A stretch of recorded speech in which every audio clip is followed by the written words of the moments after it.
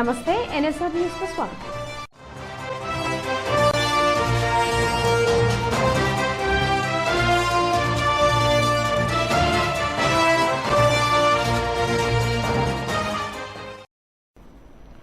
మాజీ ఎమ్మెల్యే దాస్యం వినయ్ భాస్కర్ కు sun stroke తగిలింది. సోమవారం హన్మకొండ రెడ్డి కాలనీలోని ఓ ఫంక్షన్ హాల్లో ఏర్పాటు చేసిన ప్రణయన్న ఆత్మీయుల సమ్మేళనం కార్యక్రమాన్ని ఉద్దేశించి అభినవ్ భాస్కర్ ఘాటు వ్యాఖ్యలు చేశారు.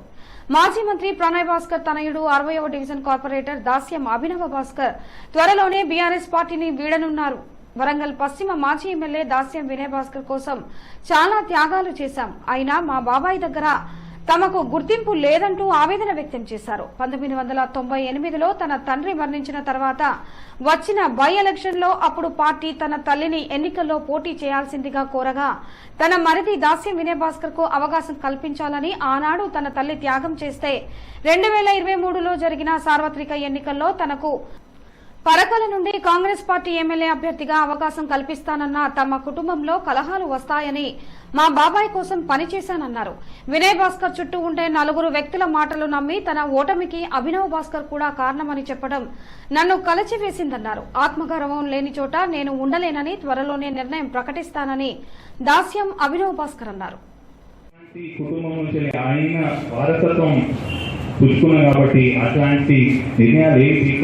కానీ ఇప్పుడు ఉన్న పరిస్థితిలో బాబాయ్ ఓడిపోయిన తర్వాత కూడా కొంతమంది ఆయన చుట్టూ ఉన్నటువంటి విన్నానన్నట్టు కొంతమంది ఆయన చుట్టూ ఉన్నటువంటి దుష్టశక్తులు కూడా అభినవ్ భాస్కర్ కూడా నీ ఓటమికి కారణము, అభినవ్ భాస్కర్ చేయబట్టి కూడా నువ్వు ఓడిపోయినావు అంటే నేను మా బాబాయ్ ప్లేస్లో ఉంటుంటే నా కొడుకు ఇంకొకసారి అట్లా మాట్లాడొద్దు అని అంటుండే. కానీ కర్ణుడు సావుకి 100 కారణాలు ఉంటాయి. ఇప్పుడు ఏమనుకుంటే ఏం లాభం అంటే దాన్ని సమర్థించినట్టే అనిపించి నాకు చాలా బాధ అయిపోయింది. అంటే ఇంత చేసినాక కూడా ఆ అపనింద వద్దనుకునే అంత పరకాల టికెట్ వద్దనుకున్నాను. కానీ ఆ అపనింద అయినా కానీ నా పైన రుద్దిండ్రు. రుద్దితే దాన్ని వ్యతిరేకించాల్సిన పోయి సమర్థిస్తున్నారు. కాబట్టి ఇక నాకు ఇక్కడ ఎటువంటి విలువ లేదు అని నాకు అనిపించి ఒక బాధతోటి మనసు ఇట్లా నిజంగా కూడా బాధతోటి ఒక నిర్ణయం తీసుకోబోతున్నాను కొద్ది రోజుల్లోనే. కాబట్టి అందుకనే మీకు అంత ఎందుకు చెప్పుకోండి, ఇంకా చెప్పుకుంటే కట్టు పోసుకుంటే కాళ్ళ మీద పడుతుంది. నేను కూడా ఇంకా చెప్పుకొని మిమ్మల్ని కూడా ఇవన్నీ చెప్పి మీకు కూడా బాధ కలిగించాలనుకోలేదు. కాబట్టి మీ అందరికీ కూడా తెలుసు, నేను నాతో ఉన్న వాళ్ళకి తెలుసు, మా వడ్డేపల్లి ముదిరా సంఘానికి కాపు మిత్రులందరికీ కూడా తెలుసు నేను ఎంత కష్టపడి నేను జ్యోతిబాస్ నగర్ పెద్దమగడ్డ వాస్తవ్యులకి తెలుసు నేను బాబాయ్ ఎలక్షన్ కోసం ఎంత కష్టపడ్డాను. రెడ్డి కాలనీ కుమార్పల్లి మార్కెట్ వాళ్ళకి తెలుసు, షాంపేట్లో తెలుసు నేను ఎంత కష్టపడి బాబాయ్ కోసం తిరిగినాను, ఎన్ని డబ్బులు ఖర్చు పెట్టుకున్నాను, ఏం చేసినా కూడా తెలుసు. కానీ ఆ గుర్తింపు లేని చోట, ఆ అపనిందలు మోపే చోట నాకు ఉండాలని లేక నాకు మనసు ఇవి నేను నిర్ణయం తీసుకోబోతున్నాను. కాబట్టి దయచేసి ఏకీభవించకపోయినా ఆశీర్వదించాలని కోరుకుంటున్నాను. ములుగు కేంద్రం సమీపంలోని గట్టమ్మ దేవాలయాన్ని దర్శించుకున్న రాష్ట్ర రవాణా మరియు బీసీ సంక్షేమ శాఖ మంత్రి పొన్నం ప్రభాకర్, పంచాయతీరాజ్ శాఖ మంత్రి సీతక్క మేడారంలో పలు అభివృద్ది పనులకు శంకుస్థాపనలు చేసేందుకు తెలంగాణ రాష్ట్ర మంత్రులు అయిన పొన్నం ప్రభాకర్ మరియు సీతక్క మేడారం వెళ్తూ గట్టమ్మ దగ్గర దర్శించుకున్నారు. గట్టమ్మ ఆలయం వద్ద ప్రత్యేక పూజలు నిర్వహించిన మంత్రులు ఆదివాసీ నాయక్ ఫోర్డ్ ఎదురు పిల్ల పండుగ పోస్టర్ను మంత్రులు ఆవిష్కరించారు.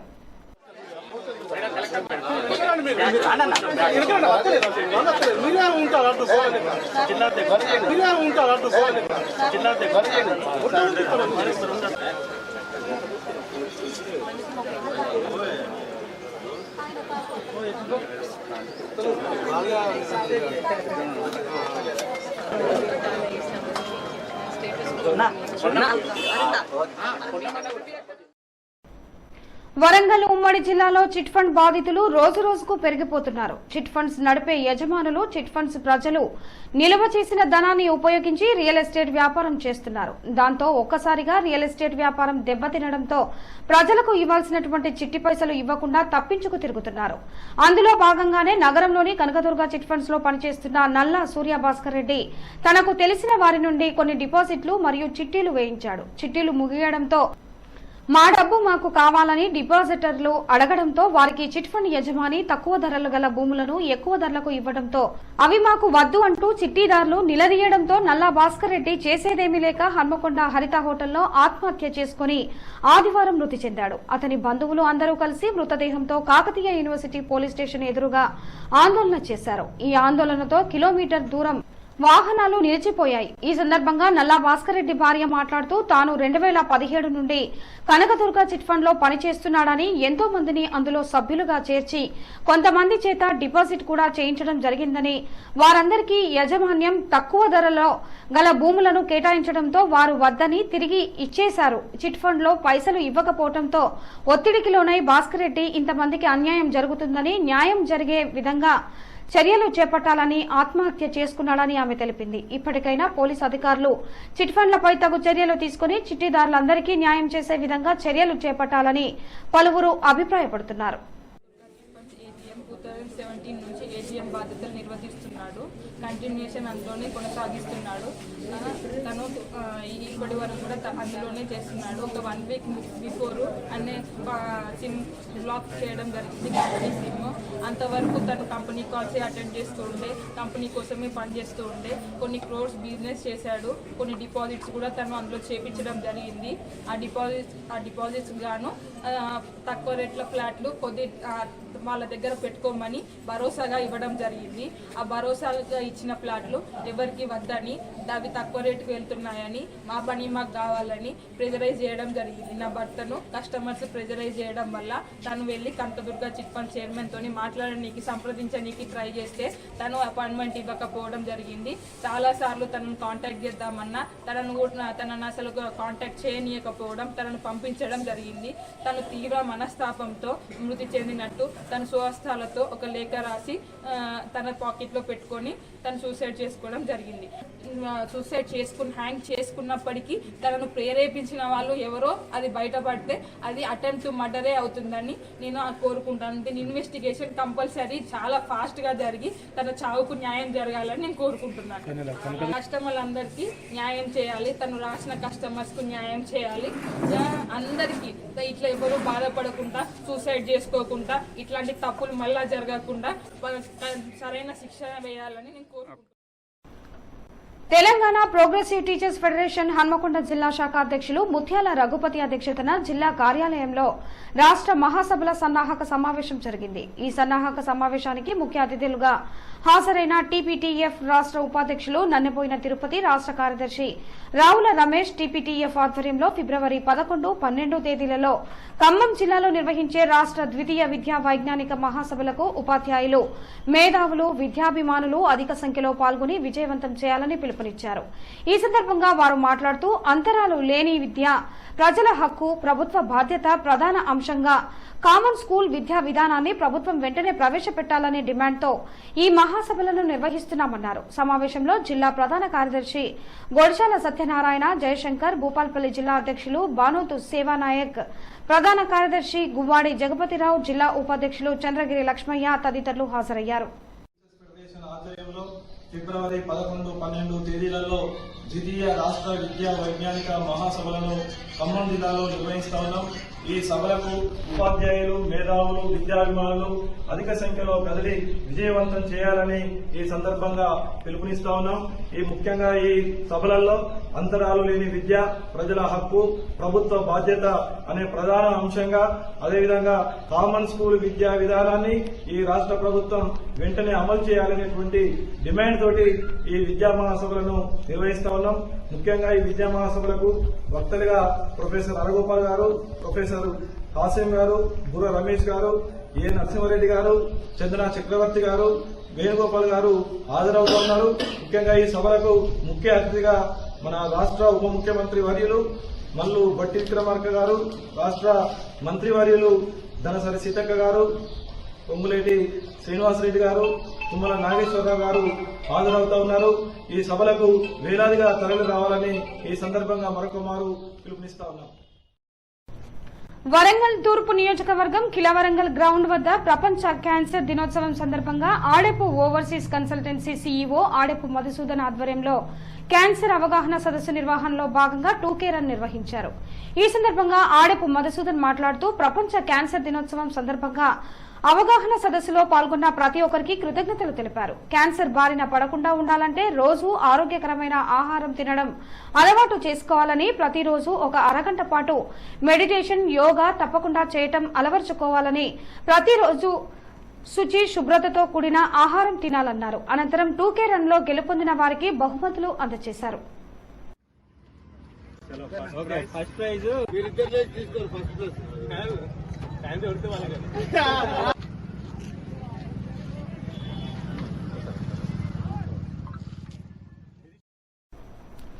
కమలాపూర్లోని శ్రీ ధర్మశాస్త్ర అయ్యప్ప ఆలయ ప్రథమ వార్షికోత్సవ వేడుకలు కన్నుల పండుగగా కొనసాగాయి. వేడుకల్లో భాగంగా ఉదయం గణపతి హోమం, ప్రత్యేక పూజలతో పాటు 108 కలశాల పూజలు నిర్వహించి అయ్యప్పకు అభిషేకం నిర్వహించారు.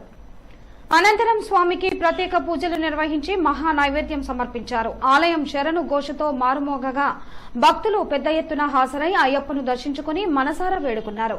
రాత్రి ఆలయంలో జరిగే మహా పడిపూజ మహోత్సవంకు అయ్యప్ప ఆలయ కమిటీ ఏర్పాట్లలో నిమగ్నమయ్యారు. ఈ కార్యక్రమంలో ఆలయ పూజారి ఇందుర్తి జానకి రామారావు, శ్రీ ధర్మశాస్త్ర సేవా సమితి అధ్యక్షులు నేరేళ్ల అశోక్ గౌడ్, ప్రధాన కార్యదర్శి తౌటం కరుణాకర్, ఉపాధ్యక్షులు ఎండపల్లి మల్లారెడ్డి, నంగునూరు సాగర్ గుప్తా, మౌటం కుమారస్వామి, సహాయ కార్యదర్శి జక్కు కృష్ణమూర్తి గౌడ్, సంయుక్త కార్యదర్శి విజయగిరి చంద్రసేనాచారి సభ్యులు పాల్గొన్నారు.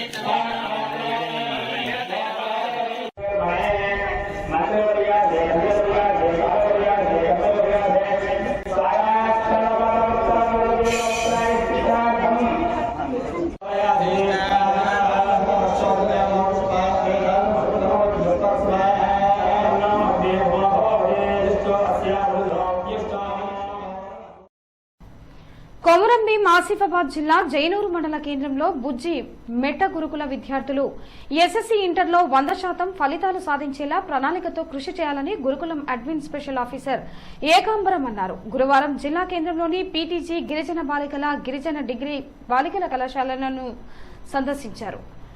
ఈ సందర్భంగా విద్యార్థులు, అధ్యాపక, ఉపాధ్యాయ సిబ్బందితో వేరువేరుగా సమావేశం నిర్వహించి పలు సూచనలు చేశారు. అనంతరం ఆయన మాట్లాడుతూ ఈ విద్యా సంవత్సరం 10వ తరగతి ఇంటర్లో 100% ఉత్తీర్ణత సాధించాలని, దానికి అనుగుణంగా గురుకులం సూచనలు పాటిస్తూ విద్యార్థులను పరీక్షలకు సిద్దం చేయాలన్నారు. సమయాన్ని వృధా చేయకుండా ఇష్టపడి చదివి ఉత్తీర్ణులు కావాలన్నారు. ఉపాధ్యాయులు ఎప్పటికప్పుడు వారిని పరీక్షల కోసం సిద్దం చేయాలని సూచించారు. ఈ కార్యక్రమంలో principal J Kalyani, vice principal Swetha, Krishnaveni, అధ్యాపకులు నగోరావు, రాజేశ్వర్, ఎస్ఆర్ అసిస్టెంట్ నీలకంఠ, రాజేశ్వర్ మరియు విద్యార్థులు పాల్గొన్నారు. మంచి ఎన్విరాన్మెంట్ ఉంటుంది, మంచి ఏఎన్ఎం ఉన్నారు, మంచి పీడీపీటీ ఉన్నారు, అందరూ కలిసి మా పిల్లల భవిష్యత్తు బాగుపడుద్ది అన్న ఆలోచనతో వాడు ఉట్నూరు లాంటి సిటీ, ఆసిఫాబాద్, ఆదిలాబాద్ లాంటి సిటీ ఉన్న కాలేజీలో కోరుకోరు, జైనూరును చూస్ చేసుకుంటారు. దేనికి? మీ సర్వీస్ చేయబట్టి. చూడండి, సమాజానికి మీరు ఏం నేర్పిస్తున్నారు, సమాజానికి ఏమి ఇస్తున్నారు చూడండి. సమాజం మిమ్మల్ని రికగ్నైజ్ చేసినట్టే కదా. ఈ కాలేజీలో నా అమ్మాయి కావాలి అంటే సమాజం మిమ్మల్ని రికగ్నైజ్ చేస్తేనే ఈ కాలేజీని కోరుకుంటారు. లేదంటే ఇంటి రేపు వస్తారా? రారు కదా. అది మీరు సమాజానికి ఇచ్చిన వాళ్ళు అవుతారు. ఆ తల్లిదండ్రుల ముఖం ఆకాశానికి ఎత్తుకునే వాళ్ళలాగా వాళ్ళ పిల్లలకు రిజల్ట్ ఇచ్చిన వాళ్ళు అవుతారు. పిల్లల భవిష్యత్తుని తీర్చిదిద్దడానికి, పై చదువులు చదవడానికి ఒక మంచి అవకాశం కల్పించిన వాళ్ళు అవుతారు. ఒకవేళ 10th క్లాస్ ఫెయిల్ అయిందనుకోండి, జరిగేది ఏం చెప్పనా? వెళ్ళింది లేదా మాతో పట్టుకోవడానికి. నిర్మల్ జిల్లా బైంసా పట్టణంలోని షిర్డీ రోడ్లో గల గ్రౌండ్లో ఫ్రెండ్లీ పోలీస్గా బైంసా పట్టణ పోలీసులు మరియు రూరల్ పోలీసు సిబ్బందితో పాటు Bhainsa ASP Kantilal Patil, Bhainsa doctor association డాక్టర్లతో క్రికెట్ ఆటల పోటీలు నిర్వహించారు. ఈ సందర్భంగా డాక్టర్ ప్రీతం మాట్లాడుతూ వేసవి సెలవులు వచ్చాయంటే చిన్నారుల సంతోషానికి హద్దుండదు. స్నేహితులతో కలిసి ఆటలు ఆడుకునేందుకు ఇంటి నుంచి పరుగు తీస్తుంటారని అన్నారు. బైంసా ఎస్పీ మాట్లాడుతూ యువత చెడు అలవాట్లకు దూరం ఉండి చదువుతో పాటు ఆటల పోటీల్లో నిమగ్నం అయ్యేలా ఉండాలన్నారు. మరియు ప్రస్తుతం విద్యార్థులు అత్యధికంగా ఇష్టపడే ఆట క్రికెట్. క్రికెట్ తో విద్యార్థుల్లో మానసిక ఉల్లాసంతో పాటు చురుకుదనం వస్తుందని, క్రికెట్ లో పరుగెత్తడం కూడా ఉంటుందన్నారు. ఈ కార్యక్రమంలో బైంసా ఏఎస్పీ కాంతిలాల్ పాటిల్, బైంసా పట్టణ CI Rajareddy, Bhainsa rural CI పట్టణ మరియు రూరల్ ఎస్ఐలతో పాటు doctor Preetam, doctor Madhyam Reddy, doctor Kamlesh, doctor సాయిలతో పాటు డాక్టర్లు, పోలీసు సిబ్బందులు పాల్గొన్నారు. फ्रेंडली मैच ఉంది doctor and police community contact program under ना आज फ्रेंडली मैच खेला. डॉक्टर सब लोग आए, कुमार महिपाल रेड्डी एंड अन्य अदर डॉक्टर सब लोग आए. पुलिस के भी town CI, rural CI, rural SI, Sandeep SI सब लोग आके एक फ्रेंडली मैच खेलने का सोचा था. तो फाइनली आज खेला तो सबके साथ कनेक्ट करके अच्छा लगा. पुलिस का एक कम्युनिटी कांटेक्ट प्रोग्राम के अंडर हमने ये प्रोग्राम किया, मैच खेला सबके साथ. सबको मज़ा आया संडे का. तो सबको धन्यवाद पुलिस की तरफ से, स्पेशली डॉक्टर्स टीम्स को. विनिंग हो गया तो अच्छा, कांग्रेचुलेसन. ठीक है, धन्यवाद. ये मैच के थ्रू हम एक्चुअली पुलिस का कम्युनिटी के साथ कांटेक्ट के अंडर ही खेला. मतलब नौजवानों को मैसेज देना तो एक फ्रेंडली तरीके से खेलो जो भी खेलना है, क्योंकि झगड़ा वगैरह करने में कोई ऐसा नहीं रखा है. तो फ्रेंडली तरीके से कैसे अप्रोच करना, कैसे सबके साथ फ्रेंडली तरीके से रहना, यही बस message. Fitness main important. Cricket sports खेलोगे तो फिटनेस अपने आप मेंटेन रहता है, but games should be play in sportly manner. अच्छे से खेलना चाहिए. బీసీ సంక్షేమ సంఘం గ్రేటర్ వరంగల్ కు చెందిన సంఘం సేవకుడు, ప్రజా వైద్యులు డాక్టర్ ఆడెపు రాజేంద్ర ప్రసాద్ ని తెలంగాణ బీసీ సంక్షేమ సంఘం గ్రేటర్ వరంగల్ అర్బన్ ప్రధాన కార్యదర్శిగా నియామకం చేశారు. ఈ నియామకాన్ని బీసీ సంక్షేమ సంఘం అర్బన్ వరంగల్ అధ్యక్షులు అప్పరాజు రాజు ఆదివారం ఉత్తర్వులు జారీ చేశారు. గత 5 దశాబ్దాలుగా రాజేంద్ర ప్రసాద్ అట్టడుగు వర్గాలకు, ప్రజలకు ఎనలేని సేవలను అందిస్తున్నారని, వారి అపార అనుభవం బీసీ సంక్షేమ సంఘానికి పూర్తి స్థాయిలో అందిస్తారని అప్పరాజు రాజు ఆశాభావం వ్యక్తం చేశారు. ఈ నియామకం తక్షణమే అమల్లోకి వస్తుందని ఆయన అన్నారు. తన నియామకానికి సహకరించిన తెలంగాణ రాష్ట్ర బీసీ సంక్షేమ సంఘం అధ్యక్షులు జజుల శ్రీనివాస్ గౌడ్, రాష్ట్ర సలహాదారు డాక్టర్ తాళ్ల రవి, రాష్ట్ర కార్యదర్శి వడ్లకొండ వేణుగోపాల్, రాష్ట్ర అధ్యక్షుడు బైరి రవికృష్ణులకు డాక్టర్ రాజేంద్ర ప్రసాద్ కృతజ్ఞతలు తెలిపారు. సిద్దిపేట జిల్లా అక్బర్పేట భూంపల్లి మండల కేంద్రం దుబ్బాక నియోజకవర్గం ఇన్ఛార్జ్ చెరకు శ్రీనివాస్ రెడ్డి విజ్ఞప్తి మేరకు మంత్రి కొండా సురేఖ ఆదేశాలతో అధికారులు మల్లన సాగర్ నీళ్లు విడుదల చేశారు. దీంతో మండల రైతులు, ప్రజలు హర్షం వ్యక్తం చేశారు. ఈ సందర్భంగా మంత్రి కొండా సురేఖకు ఇన్ఛార్జ్ చెరకు శ్రీనివాస్ రెడ్డికి కృతజ్ఞతలు తెలిపారు.